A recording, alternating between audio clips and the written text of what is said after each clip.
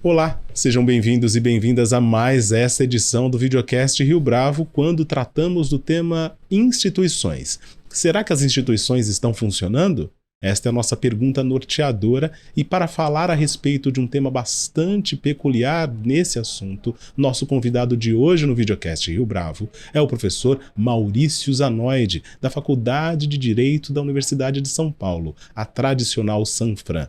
Como será que a Faculdade de Direito lida com as transformações sociais, políticas e tecnológicas do nosso tempo?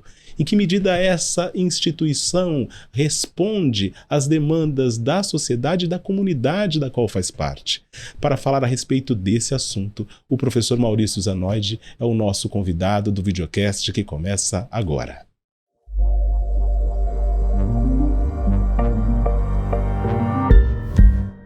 Professor Maurício Zanoide, é um prazer tê-lo aqui conosco no Videocast Rio Bravo. Muito obrigado pela sua participação.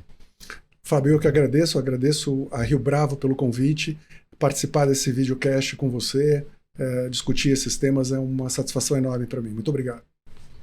Professor, o eixo da nossa discussão é a respeito das instituições. E falar de instituições no Brasil envolve trabalhar com certa tradição, um debate a respeito de tradição.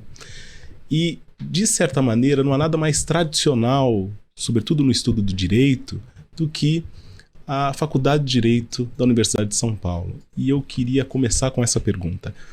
É muito pesado carregar essa tradição para quem dá aula na universidade, levando em consideração os desafios que a gente tem no Brasil? Não é pesado. É desafiador, mas não é pesado. Porque a faculdade tem uma tradição que é renovar, inovar, desafiar paradigmas, mudar conceitos. A faculdade foi o primeiro curso jurídico aberto no Brasil, o primeiro curso universitário aberto no Brasil, junto com a Faculdade de Direito de Recife, por um decreto do imperador Dom Pedro I, na época, porque sentiu a necessidade de formar um núcleo de pessoas que pensasse o país, que vivesse o país, que fosse nativos do Brasil, e não mais daquelas pessoas que saíam do Brasil para estudar na Europa, em outros locais, e depois vinham para o Brasil com uma visão europeia e não com uma visão brasileira.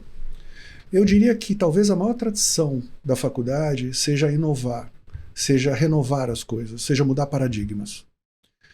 Isso não significa dizer, e eu não quero aqui de maneira alguma dar a impressão de que a faculdade sempre foi moderna ou que a faculdade em determinados momentos não tenha tido posições bastante duras e retrógradas.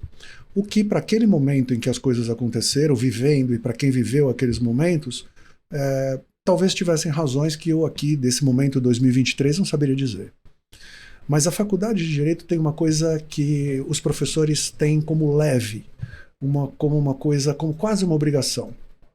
Repensar cada dia e de novo todas as coisas que ensinam e pensar o que ensinam de acordo com o Brasil e com as necessidades brasileiras. Então eu diria que talvez a tradição da faculdade seja inovar. E nisso tem inclusive uma placa na entrada da faculdade, uma frase muito lembrada pelos alunos da faculdade, os primeiros alunos, os calouros, quando entram já dão de cara com essa placa, que diz que é a velha e sempre nova academia. Mas num curso como Direito, como é que isso se materializa? Como é que isso é possível? Olha, eu daria alguns exemplos. Quando eu era estudante da faculdade, na década de 80, meados da década de 80, e já estava para me formar, na faculdade começou-se a se discutir direito ambiental. Começou-se a discutir naquele momento questões ambientais, com resistência de alguns professores e com um apoio forte de outros professores. E começou-se a discutir a matéria de direito ambiental. Hoje a faculdade, sem menor sombra de dúvida, é referência na área do direito ambiental, tem cadeiras próprias para isso e tem discussões próprias já assentadas e com formação de corpo docente para outras faculdades e universidades sobre direito ambiental em vários aspectos, administrativo, penal, civil, responsabilidade civil, empresarial, todos voltados para o direito ambiental. É uma experiência que eu posso lhe dar da minha época de estudante. Mas hoje, se eu tivesse que dar um exemplo, 2023, eu tenho atuado em duas frentes dentro da faculdade que são extremamente inovadoras. Uma é o estudo de direito e inteligência artificial. A inteligência artificial hoje é uma realidade posta. Ontem, exatamente na noite de ontem, no dia de ontem, eu, que tenho uma matéria que se chama Processo Penal e Tecnologia, Inteligência Artificial, estava com um grupo de alunos de pós-graduação dentro da Universidade de São Paulo, na cidade universitária, dentro de um centro que se chama C4AI, que é o Centro de Inteligência Artificial da USP, que está ligado à Inova USP, que é um núcleo que congrega vários professores da universidade, de várias instituições, Faculdade de Direito é uma delas, mas principalmente da Poli, e de Faculdade de Direito de Ribeirão, também está envolvida nisso, Faculdade de Filosofia, enfim, várias unidades, que estão se reunindo nesse Centro de Inteligência Artificial para discutir exatamente quais são os temas de vanguarda e quais os cuidados que nós vamos ter. Então, essa faculdade de Direito, vários professores trabalham com questões de inteligência artificial na faculdade, em várias áreas, direito civil, filosofia do direito, matérias empresarial, contrato, direito comercial. São vários focos olhando, eu diria que para uma demanda atualíssima. Além desse aspecto, uma outra inovação bastante grande dentro da faculdade, e falo inclusive não da minha área, mas de várias áreas, é uma dinamização que está havendo, um estímulo que está havendo para os professores abrirem cursos chamados de Cultura, Prática e Extensão. Esses cursos de Cultura, Prática e Extensão são cursos diferentes de aulas normais e tradicionais em sala de aula. Por que eles são diferentes? Porque eles têm como objetivo principal aproximar a universidade, no caso a Faculdade de Direito, no caso da minha instituição, da minha unidade, à comunidade, de duas formas, com ida e vinda. A primeira coisa é tirar os alunos de dentro da faculdade e levar os alunos para as experiências comunitárias, de modo que eles vejam o que é a comunidade, interajam com a comunidade e tragam exatamente essas experiências para dentro. E o sentido de vinda, trazer a comunidade para dentro da faculdade, para interagir com os alunos e discutir com os alunos realidades existentes, dificuldades existentes, obstáculos pelas quais as pessoas passam, para que a universidade, no caso a Faculdade de Direito, possa dar respostas imediatas para a comunidade que, no fundo, no fim e ao cabo, é quem paga a existência da Faculdade de Direito. E, portanto, não existe mais uma elaboração de direito que não leve em consideração uma realidade prática, uma realidade transformadora. Todos os departamentos da faculdade têm isso tem sido estimulado pela universidade e pela Faculdade de Direito, isso conta créditos para os alunos, isso é hora trabalhada dos professores, é uma atividade absolutamente como outra qualquer, mas feita numa dinâmica diferente. E qual é o resultado, quais têm sido os resultados desta abordagem de dentro para fora e de fora para dentro? E isso tem dinamizado demais essa tradição de inovar, essa tradição de romper, essa tradição de dar respostas com novos paradigmas para os novos desafios. E talvez aí eu possa falar um pouco mais da minha experiência, eu tenho uma turma, e essa turma está sendo... Ontem mesmo, também houve uma aula com essa turma, em que nós começamos a preparar essa turma com outras técnicas de resolução não violenta de conflito criminal. Essa turma nós trouxemos professores, são facilitadores, pessoas que atuam já no campo da justiça restaurativa e que têm técnicas e práticas de diálogo, de aproximação não violenta e de formas de resolução do conflito com aproximação de ofensor e vítima. Claro que essa aproximação não é de uma hora para outra, existem técnicas para que isso vá acontecendo progressivamente, e os alunos começaram a aprender isso. Daqui 2 semanas, esses alunos vão no Fórum de Barueri, porque no Fórum de Barueri existe um centro de justiça restaurativa, anexo ao fórum, até porque essas atividades não violentas têm sido muito estimuladas pelo Poder Judiciário. O CNJ fez resoluções determinando que os tribunais devem ter essas iniciativas. O Tribunal de São Paulo tem essa iniciativa. E nós vamos levar os alunos ao fórum, à unidade de justiça restaurativa, que é coligado ao fórum, não é o fórum, não existem pessoas da justiça tradicional trabalhando, mas que vão ter os facilitadores de lá. Nós estamos verificando se conseguimos conversar com pessoas que já passaram pela justiça restaurativa, vítimas e ofensores, para explicar para os alunos como isso foi vivido e para que os alunos comecem a transformar essa realidade num aprendizado para eles, para que no exercício prático, quando eles saírem da faculdade, eles comecem a formar núcleos comunitários. As técnicas de diálogo não violenta para resolução de conflitos criminais, ela é essencialmente comunitária, ela é essencialmente local. Ela respeita a cultura, a posição local e principalmente as relações entre as pessoas. E isso nós precisamos aprender. Parar de trazer uma solução pré-pronta, que nós imaginamos, aprendemos que é o melhor, e ouvir mais as pessoas para saber o que elas, envolvidas naquele conflito, acham. A justiça restaurativa, por exemplo, não atua só na área do conflito criminal. Ela atua no conflito educacional. A Faculdade de Direito está fazendo um convênio com a Faculdade de Educação para começar a ter um intercâmbio entre professores da Faculdade de Educação e professores da Faculdade de Direito para ensinar alunos da Faculdade de Educação, futuros professores de escolas públicas, de escolas particulares, futuros professores de primeiro grau, segundo grau, a resolverem conflitos acadêmicos e estudantis sem violência. Ao mesmo tempo, esses professores, com um cabedal de psicologia e de relação estudantil, vão também mostrar as experiências para os professores de direito, para que eles comecem a atuar exatamente nesse comportamento já dentro da vida acadêmica. Num país marcado por índices de violência tão gritantes, esse tipo de abordagem, ele tem resposta, professor? Esse tipo de abordagem só tem resposta num país cujas violências são gritantes. Esse tipo de resposta nunca vai reverberar em países que não têm índices de violência e que não sentem a quantidade de crimes que são cometidos diariamente nas ruas e a quantidade, que é uma violência criminal. Nós temos dezenas de milhares de mortos intencionais por ano. Nós temos centenas de milhares de roubos e de furtos, isso relatado oficialmente. Fora o que nós não são relatados, que não são descobertos. Essa é a violência criminal, que é brutal.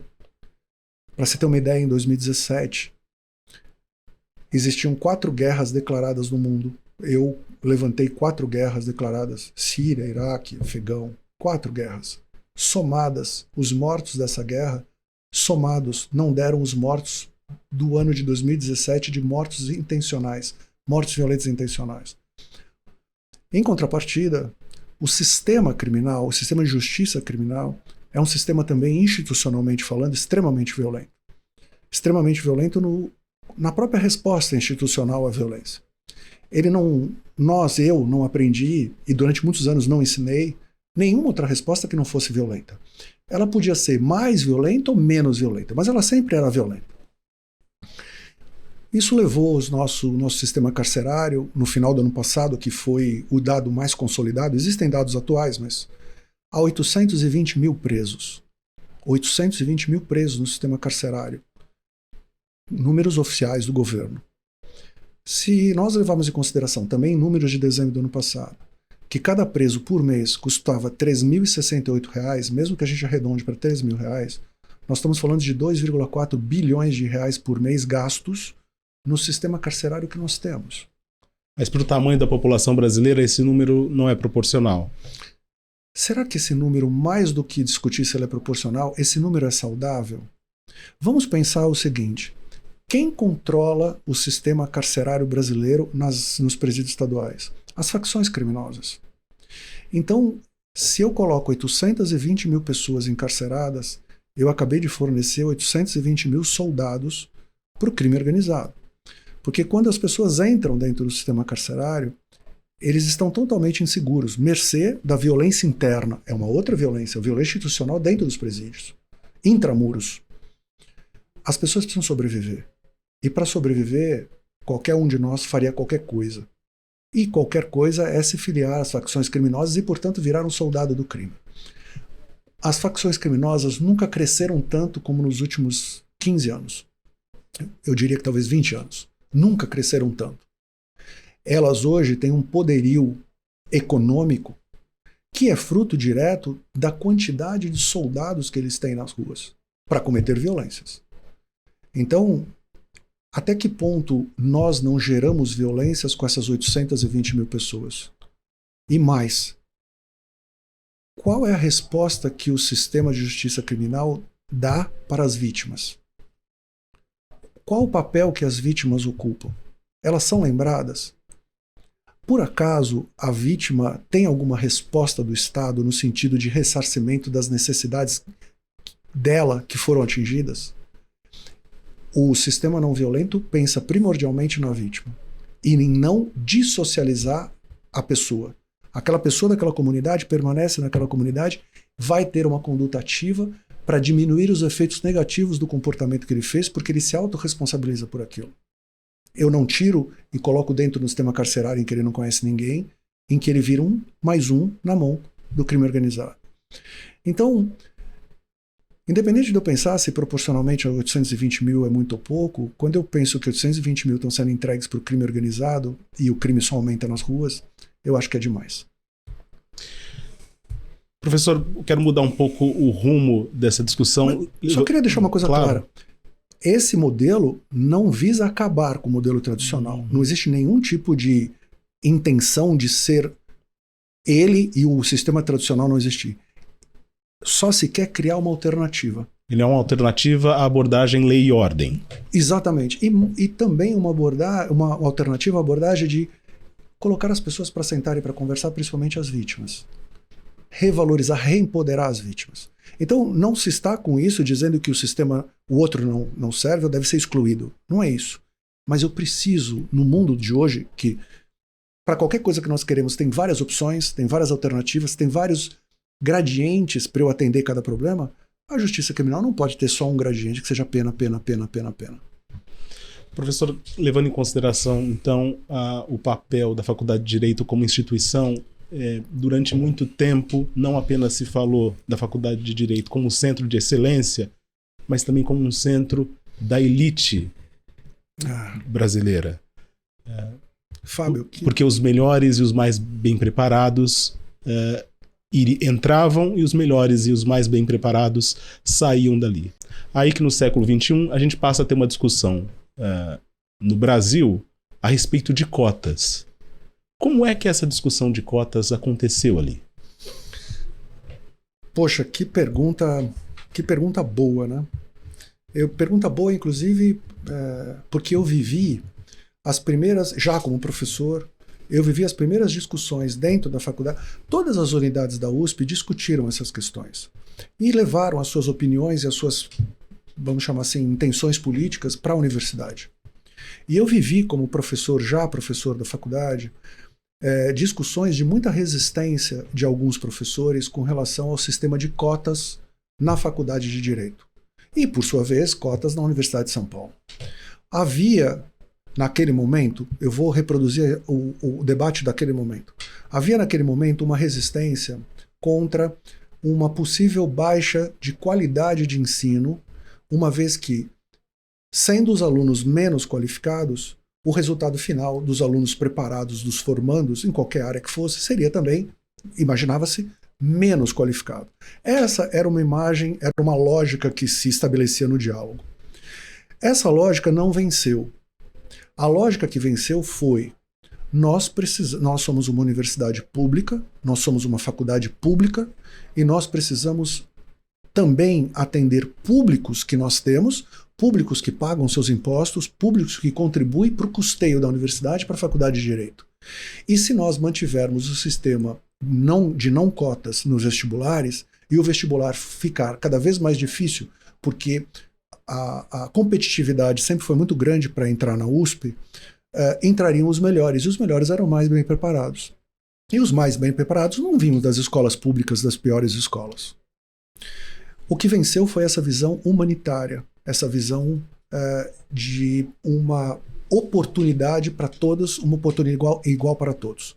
Mas como dar uma oportunidade igual? E isso foi pensado pela universidade, fazendo o sistema de pesos.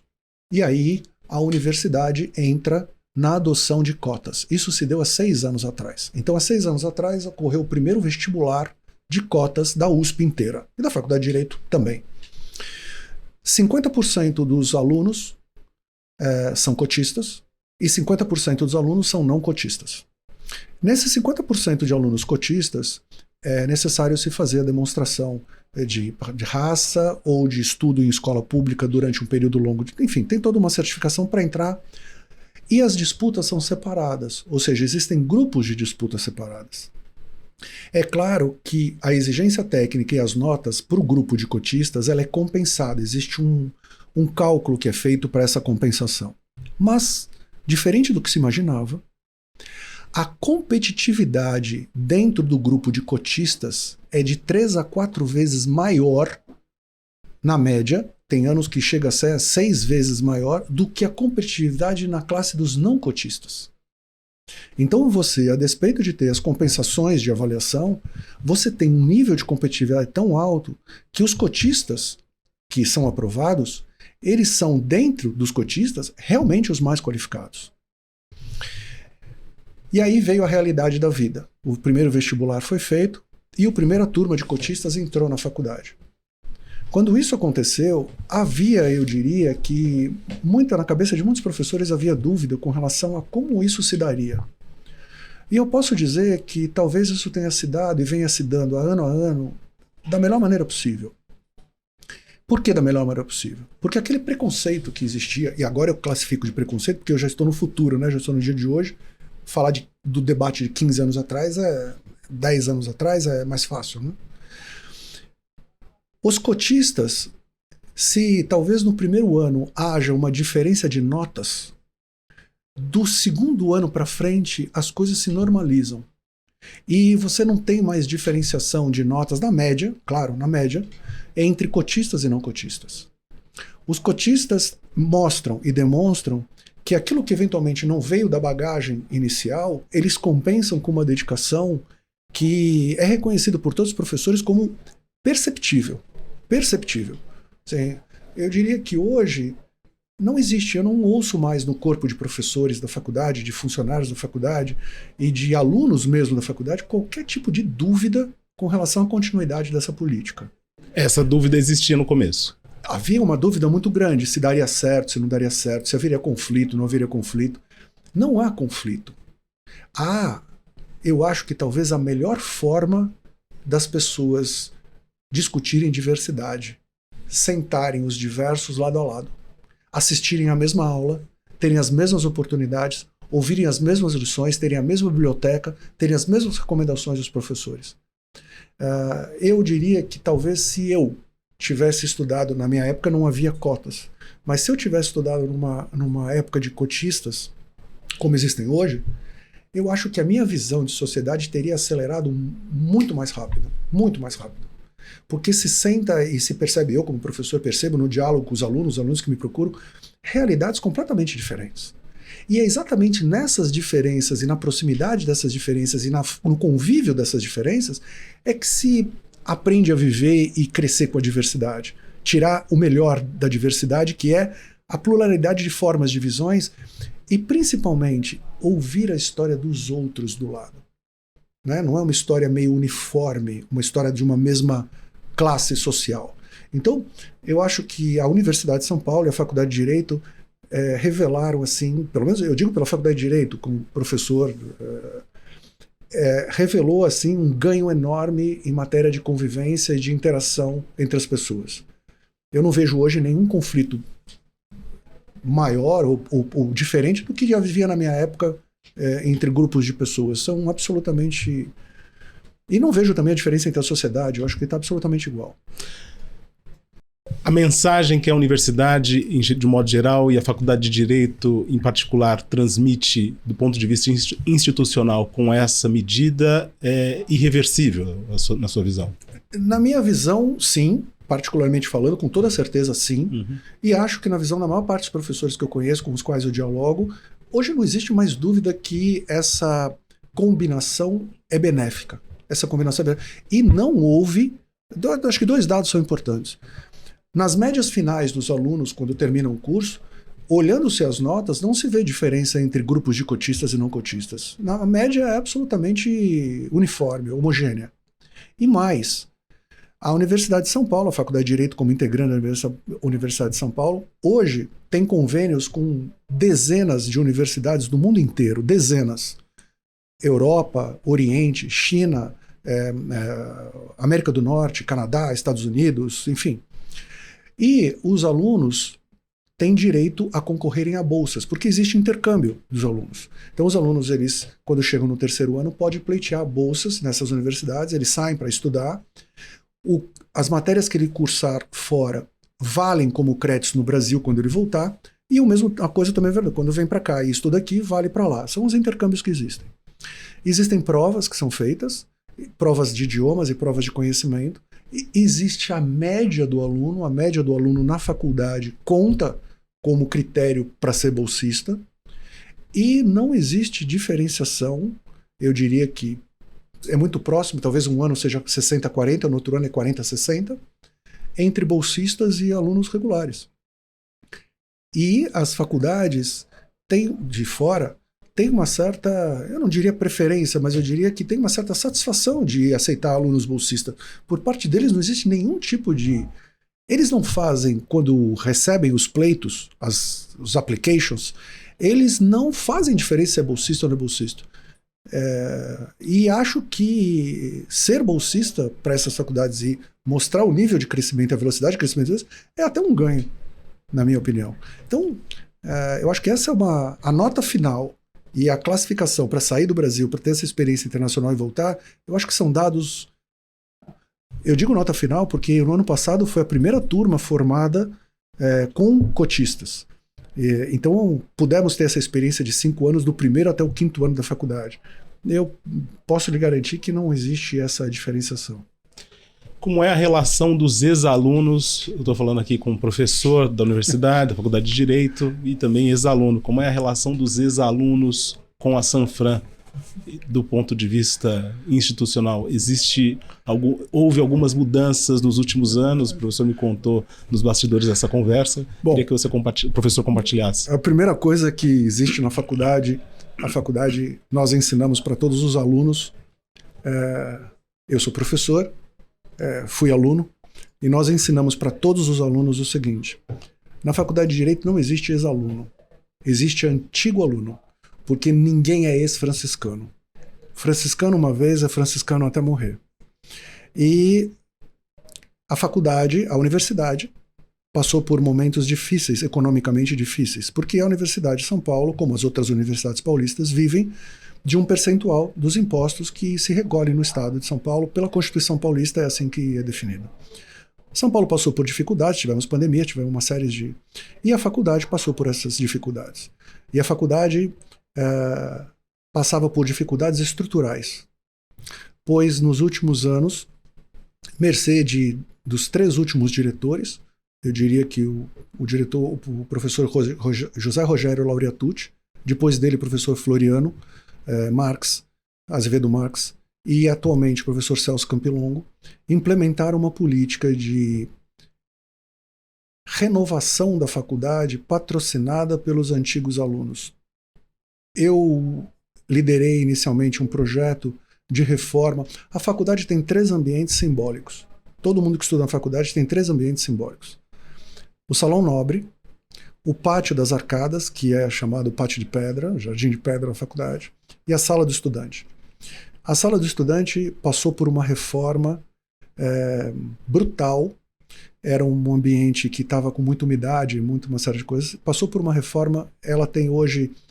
ambientação acústica, proteção acústica, ambientação de temperatura, tecnologia, internet em todos os lugares, tomadas, todas funcionam, uma rede de Wi-Fi própria para ela. Aquele ambiente que era um ambiente de pouca convivência, só no sentido de festas, de eventos, passou a ser um centro de estudo dos alunos. E aquilo acabou provocando o que era planejado, não foi uma coisa... a reforma de todas as salas da faculdade. Hoje, talvez, eu diria, eu não sei, não acompanho as obras, mas eu diria que talvez 10 salas faltem ser reformadas. Todas as demais salas foram reformadas com o mesmo padrão. Foram tirados todos os problemas de umidade, o material foi renovado, e foi renovado dentro dos padrões da faculdade, Manteve-se toda a estética original da faculdade. E todas as salas hoje têm Wi-Fi, têm tomadas no piso, tem alta tecnologia, todas têm projetor, todas têm ar-condicionado, todas as luzes funcionam, enfim. Houve uma reestruturação de toda a faculdade no prédio tradicional.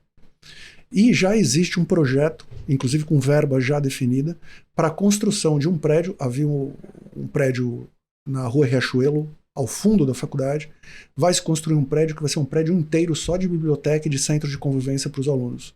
A verba para isso já existe, o projeto já existe e as obras em breve começarão.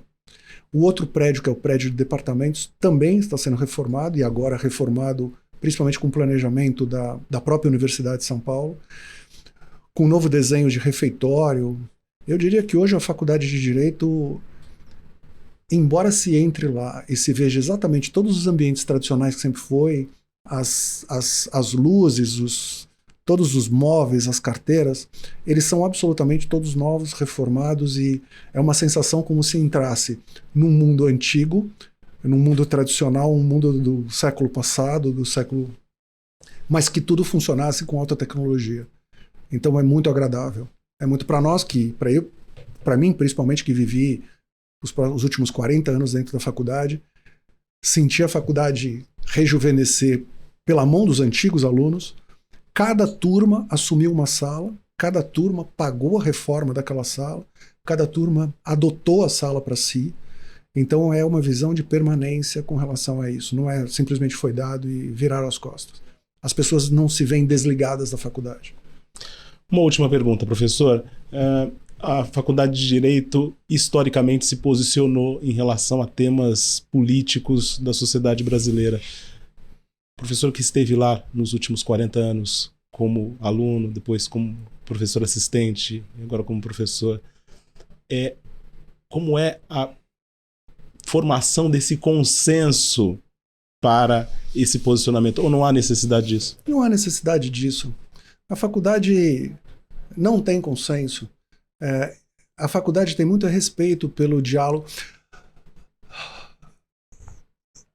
É muito interessante isso, sabe? Eu acho que talvez isso seja o que mais notabiliza a faculdade. Existem pessoas de ideologias bastante distintas como professores da faculdade. E existem pessoas de ideologia bastante distintas como alunos da faculdade. Existem pessoas que defendem visões de Brasil, de mundo e de passado completamente diferentes entre si. Completamente diferentes. Mas todos têm um profundo respeito uns pelos outros. A faculdade prima basicamente pelo diálogo. Existem debates? Existem. Muitos são acalorados? São. Existem determinadas situações em que as pessoas se afastam? Sim, existem. Mas nunca existe dissenso com relação à falta de respeito ou violência ou qualquer tipo de coisa. E vou dizer mais, a faculdade talvez permaneça tão vicejante e viva, mesmo nos dias de hoje, renovada como uma velha e sempre nova academia, exatamente porque tem isso. Exatamente porque tem pessoas que têm a liberdade de defender aquilo que acreditam, aquilo que aprenderam que é o melhor, e tem a liberdade de aprender coisas diferentes. Não existe nenhum tipo de...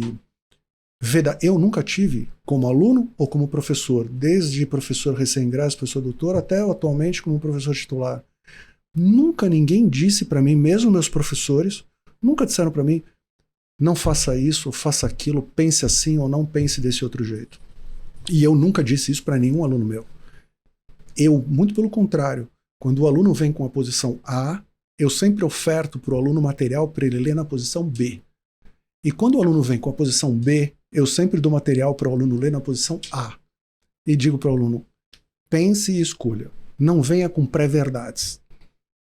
Escolha. Hoje, o título da minha aula de hoje de manhã foi Pontos de Vistas e Escolhas. Professor Maurício Zanotti, foi um prazer tê-lo aqui conosco em mais este episódio do Videocast Rio Bravo. Muito obrigado pela sua participação. Fábio, muito obrigado pelo convite, pela oportunidade.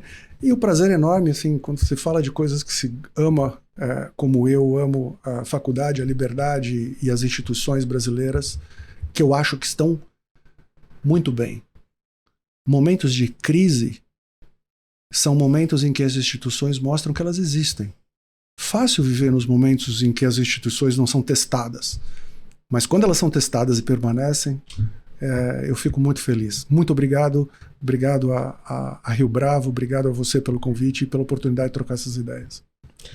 Ficamos aqui com mais este episódio do Videocast Rio Bravo. Fique conosco e até a próxima.